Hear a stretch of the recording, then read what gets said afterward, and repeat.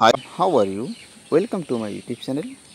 আমরা মোবাইলে অনেক সময় খুব গুরুত্বপূর্ণ ভিডিও রাখি, যেমন কোনো বইয়ের ফটো ভিডিও করে রাখা হতে পারে, কোনো ইম্পর্টেন্ট জমির দলিল ভিডিও করে রাখা হতে পারে, তাছাড়া অফিসের কোনো ডকুমেন্টস ভিডিও করে রাখা হতে পারে। আমরা অন্য ভিডিও ডিলিট করতে যেয়ে অনেক সময় ভুল করে আমাদের মেন যে ভিডিও সেটি ডিলিট করে ফেলি। এই সমস্যা কিন্তু আমাদের অনেকের ঘটে থাকে।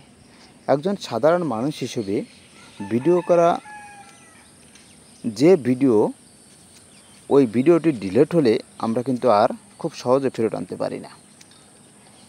আইনের লোক হিসেবে খুব সহজে ফেরত আনা যায়, কিন্তু সাধারণ মানুষ হিসেবে কিন্তু এই ধরনের ভিডিও একবার ডিলিট হয়ে গেলে ফেরত আনা খুব কঠিন হয়ে যায়।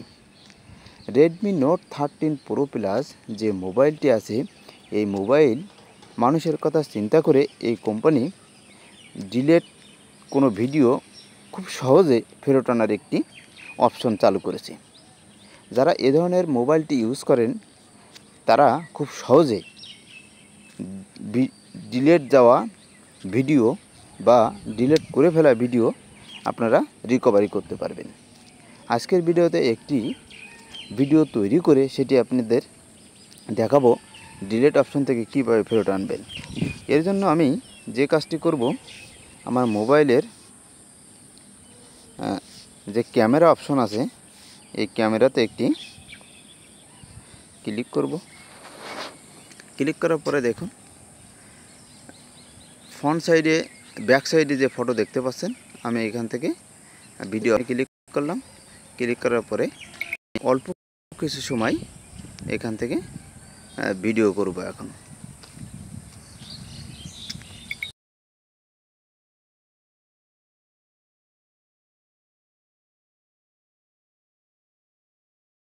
করে দিলাম, সেভ করে দিলাম।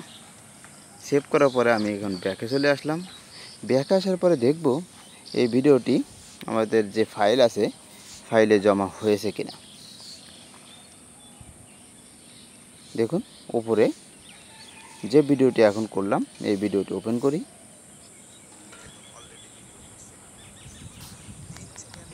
5 সেকেন্ড ভিডিও হয়ে গেছে। এখন আমি এটি দেখুন ভিডিওটি আবার ওপেন করলাম।